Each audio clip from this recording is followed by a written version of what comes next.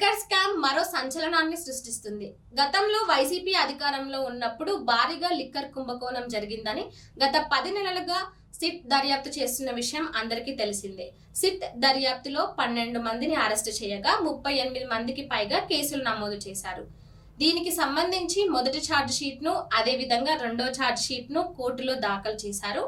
మొదటి charge sheet లో 3,570 కోట్ల లిక్కర్ స్కామ్ ఏ విధంగా జరిగింది, డిస్టిలరీస్ ఏర్పాట్లు, ఆ డిస్టిలరీస్ నుంచి వచ్చిన ముడుపులు ఎవరెవరు ఎన్నెన్ని అందుకున్నారు, అంతేకాకుండా షెల్ కంపెనీలు సృష్టించడం, వాటి నుంచి వచ్చిన ముడుపులు ఎవరెవరు అందుకున్నారు, ఇందులో రాజ్ రెడ్డి పాత్ర ఏమిటి, విజయసాయిరెడ్డి పాత్ర ఏమిటి, ఇలాంటి అనేక విషయాలన్నీ మొదటి ఛార్జ్ షీట్ లో పేర్కొన్నారు.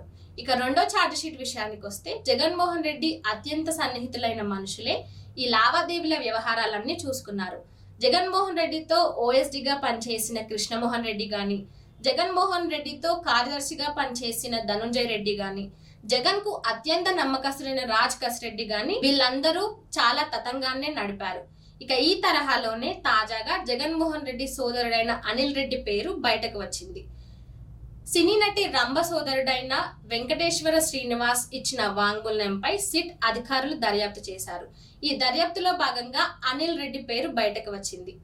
లిక్కర్ స్కామ్ లో A2 గా వాసుదేవ్ రెడ్డి, A3 గా సత్యప్రసాద్, A4 గా మిథున్ రెడ్డి, A5 గా సాయి రెడ్డి, A7 గా అవినాష్, A8 గా చాణుక్య ఉండగా వీళ్ళందరితో అనిల్ రెడ్డి లావాదేవీలు నడిపించినట్లు సిట్ దర్యాప్తులో తేల్చారు.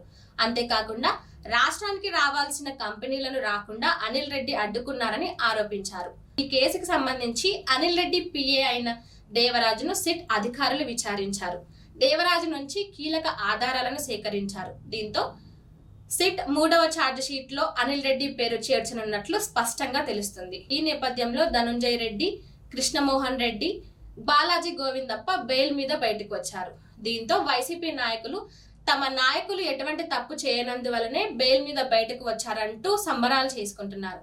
ఏదేమైనప్పటికీ సిట్ దర్యాప్తు మాత్రం కొనసాగుతూనే ఉంది. దీనికి సంబంధించి ఏదో ఒక కొత్త విషయాన్ని ఎప్పటికప్పుడు బయట పెడుతూనే ఉంది. ఇక ఈ లిక్కర్ స్కామ్ ఏ మలుపు తిరగబోతుందో చూడాలి. దీంతో అనిల్ రెడ్డి పేరు బయటకి రావడంతో ఎలాంటి పరిణామాలు జరగనున్నాయో వేచి చూడాల్సింది.